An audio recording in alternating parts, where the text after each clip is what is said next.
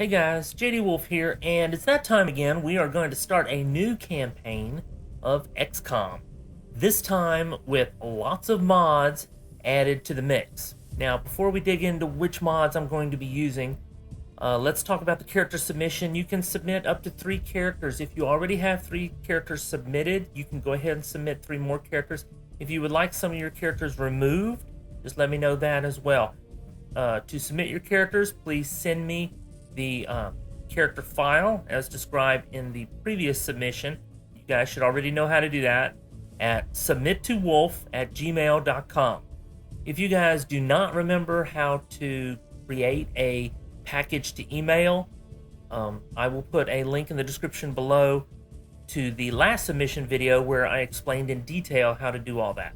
Now, as far as the characters themselves, I do have the Anarchy's Children DLC as well as the Alien Hunters DLC downloaded and installed. So any items that you want to use from those packs, you can include on your character. In addition, when I get into the mods, there are many item mods and color mods and what have you that we'll get into that you can also use. So if you want to get into the Anarchy's Children and you want your male characters to have no shirt and your girls to walk around in their bras, hey, not a problem. I have the Anarchy's Children DLC downloaded, leather pants, whatever. Now, the release schedule on the series is going to be such that instead of producing all the videos ahead of time and just releasing them to you guys 3 times a week, what I'm going to do is release one video every week, which could contain 1 to 3 missions. Maybe some weeks there will be none, because what I'm going to do is keep up or slow down, depending on which way you want to say it. Basically, what's going to happen is I'm going to play the missions over the weekend, get them to you guys probably Friday. For a Friday release, preferably Thursday if I can make it.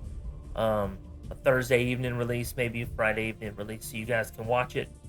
It's going to be, could be up to 3 hours long, but it's going to have all the missions for the week in that one video, so that you guys don't have to go hunting for, well, did I miss this one? Have I seen that one? It's going to be one a week. And also, I'm not going to play any forward. So if you have any comments, within 24 hours, within a day, well, maybe 12 hours, whatever, depending on when it's released and when I start playing again. If you have any comments, any suggestions, you can put those in. We can have the conversation before I start playing additional missions after that video. If my schedule gets too hectic and there's no video and I don't play that week, there just won't be any video that week. So that's the price I pay for having a more immediate feedback, to give you guys more immediate feedback, if you understand what I'm saying. So let's get into the mods that I will be using on this. We are going to go at maximum difficulty, so that will be legend difficulty. I have included lots of mods to make it more realistic, so let's get into those. Since I am using Alien Hunters DLC and playing at maximum difficulty, I'm only adding one mod that will make the game harder, and that is all pods activated.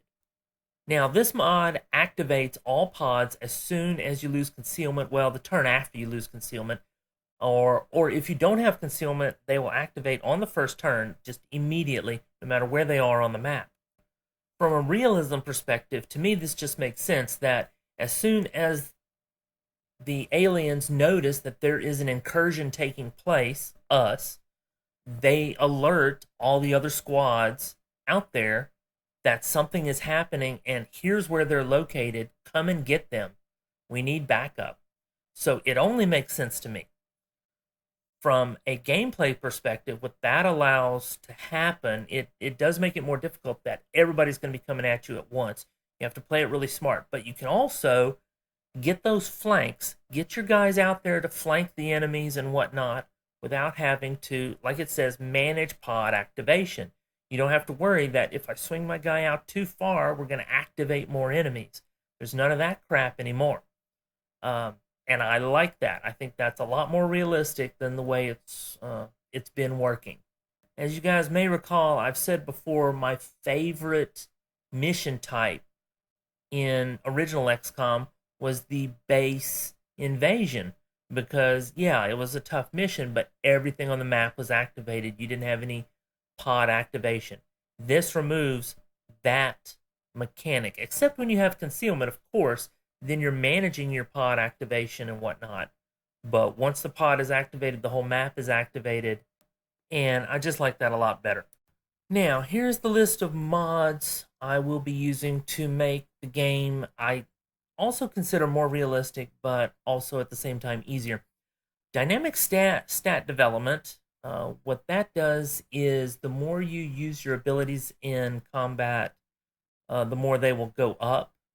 So if you hack, it will actually increase your hack skill a little bit, that sort of thing. So I kind of like that. Bleed out mod allows the bleed out to occur more often. Non-tile snapping grenades makes the grenades not snap to the tiles the way they have been.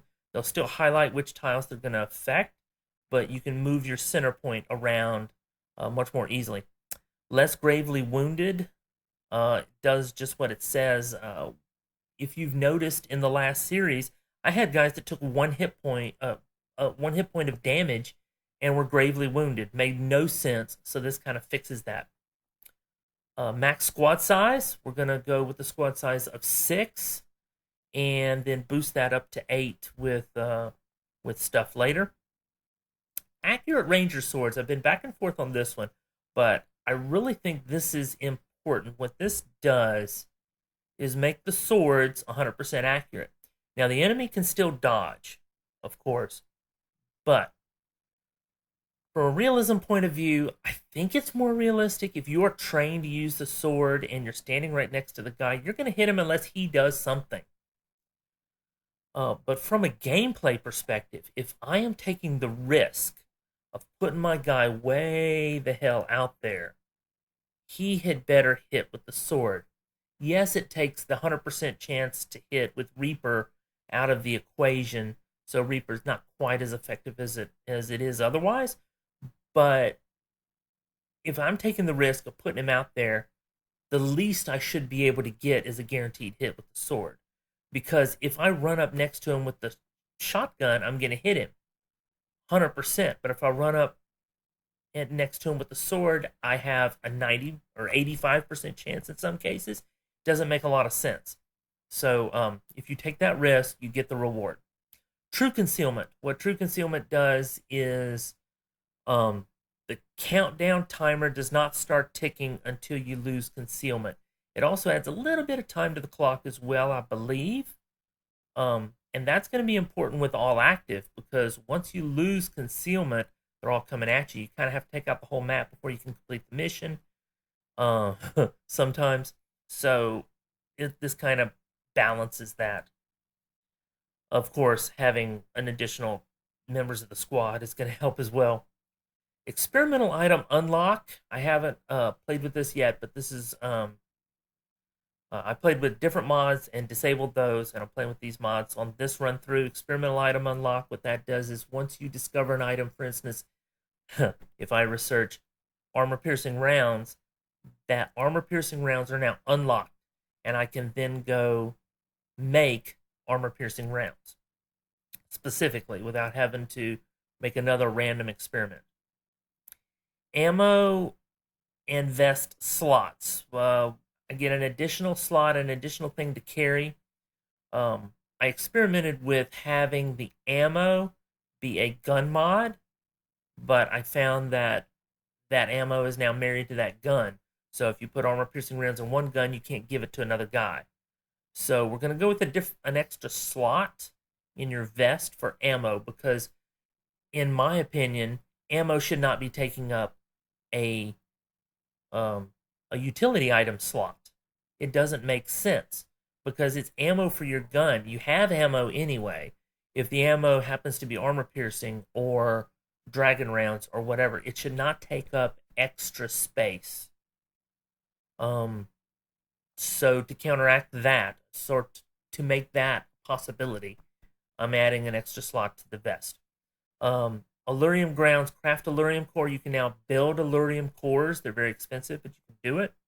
And suit upgrades. If you have a set of suits, your spider suit upgrades to the next one up. I don't remember what it's called off the top of my head, but it allows you to upgrade your suits for a particular cost.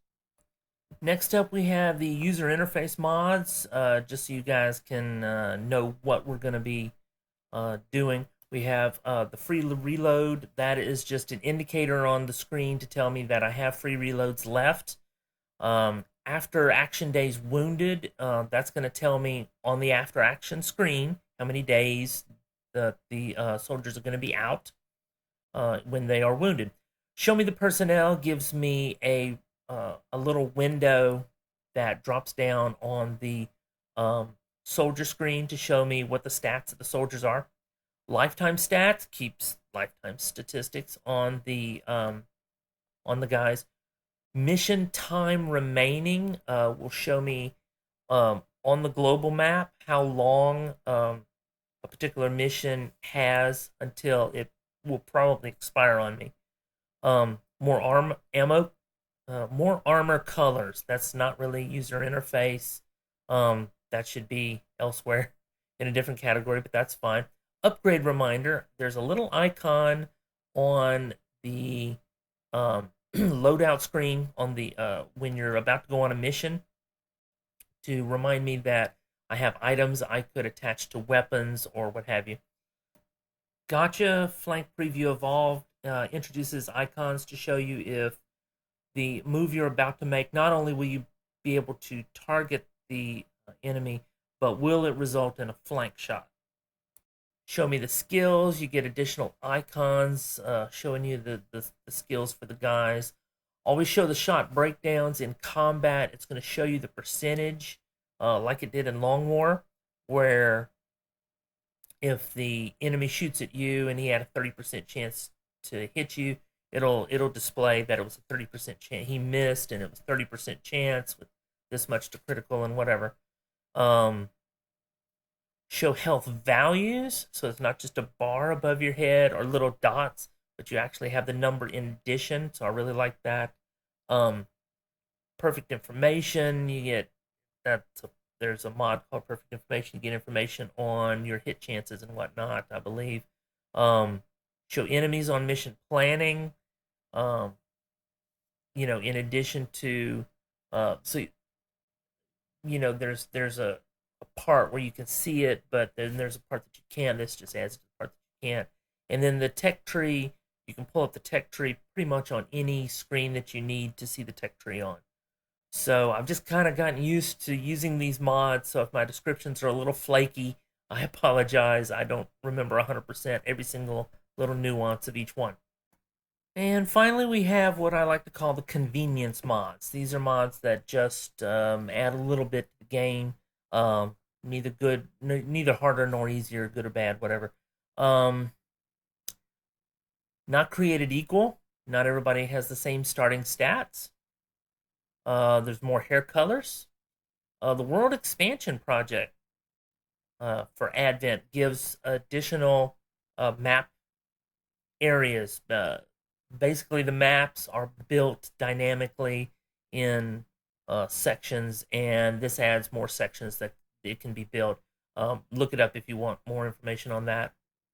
Nicknames, tons of nicknames. Military camouflage patterns. When you're designing your characters, these are the mods you're going to want to know about that I have that you can use in addition to the Anarchy's Children and the new Alien Hunters mod. But I have the Military Camouflage Patterns mod, More Nations mod. I have the XCom 2 More Maps pack, Ink and Paint. Evac All is a user interface. That should be in the user interface section. We get an Evac All button. True retroactive AWC. What that does is when you build the AWC, it gives the soldiers a special ability not in their class, right? So when they achieve a certain rank, they will get that ability. Problem is, if they've already passed that rank, they never get it. Well, what this does is that as soon as you build the AWC and everybody gets their ability, anybody who's already passed that rank will get that ability at that moment. I haven't tested it, but that's what it's supposed to be. Next, free camera rotation, self-explanatory. Fear voices, John Blade voice, Battlefield voice pack, Duke Nukem voice pack, diverse face paints if you want to use any of those, Long War voices, Arnold Schwarzenegger voice, and Captain Bud's accessory pack, which has some goggles and some masks and whatever. Take a look at that if you don't already have the pack. So I know that's a lot of mods, and I hope you guys are on board with this. I'm really excited to get started on this campaign. Get your characters submitted to me as soon as you possibly can. I'm going to be playing next weekend, so you're going to see that video, during the week after that. So it may be close to 2 weeks from the time that you're seeing this to the time that the first video for the campaign is released. And then I'm going to be releasing videos, waiting for you guys to reply and give me some pointers, whatever you got to say. And if it, can apply to the next segment, then I will apply that and, maybe talk about it, whatever, so that you guys can get some more feedback into the game.